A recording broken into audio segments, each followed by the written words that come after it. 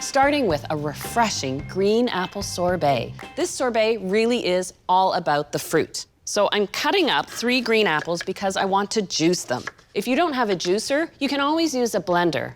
But keep in mind, you'll have the pulp and the peel of the apples already in there. You may want to strain it to make a really smooth sorbet, or you can leave it in for the added fiber. In this case, I'm using a cold press juicer. I'll get it going on high speed.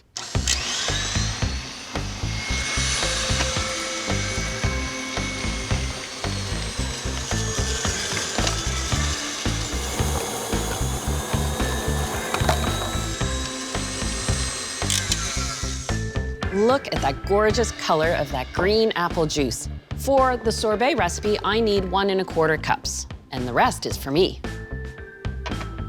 Now, to heighten that apple flavor and also to set the green color, I add 2 tablespoons of lemon juice. Measure that into the apple juice. And now for the simple syrup.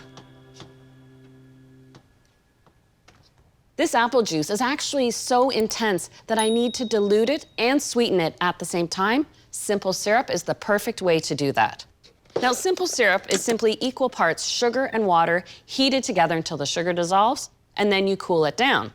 So now I'm ready to measure a cup of simple syrup into my juice. Of course, it's a matter of taste. You can adjust and add a little more or a little less. There's one more ingredient I add. A single egg white. The egg white has a single function: to aerate the sorbet as it's spinning, making it scoopable. You can use pasteurized egg white if you wish. It comes in a carton. Or you can eliminate the egg white altogether, but when your sorbet is frozen, it will be harder to scoop. There we go. Now it's time to spin some sorbet. Sorbet does work out best if you use an ice cream maker. This is the kind where you pop the unit in the freezer the night before you want to make your sorbet.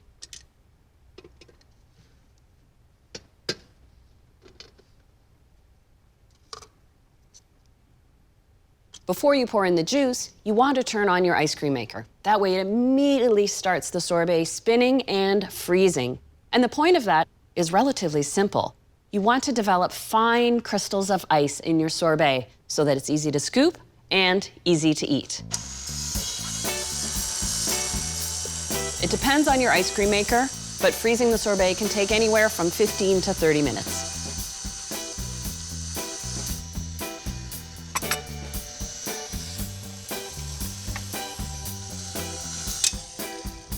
Oh, I just love that transformation when you're making sorbet. It goes from that clear liquid to this beautiful pale green, almost creamy looking sorbet. But remember, no cream, no milk.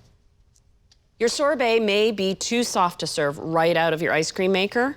So what I like to do is put it into a container and let it freeze for a couple hours. Okay, I'll confess, I'm being all polite, scraping off this, but usually this is what I take away over the sink and lick. It's amazing. This beautiful sorbet, just from that simple motion of moving around that apple juice while you're freezing it. And this is ready for the freezer.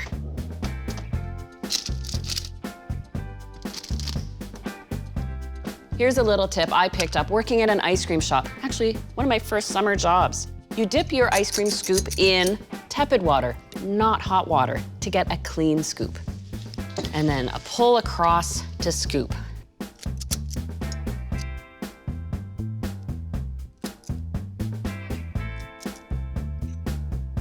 What an absolute treat. Mmm.